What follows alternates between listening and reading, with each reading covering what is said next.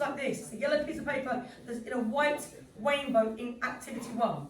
And for example, orange juice went green, okay?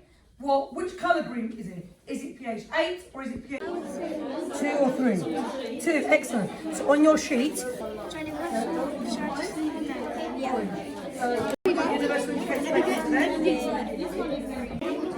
one, yeah? Okay, good call. So again, it's got like a red colour, so you can tip red.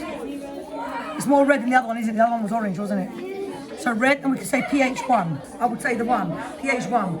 Yeah? So you can say orange, red. So there you can put slash red. Yeah? And then you could say pH 1. Okay? Now who's doing the next one? I'll try. What did it say here? Toothpaste. So it'll be that one. Is it good? I did. Oh, look at that. Add a bit more, add a bit more.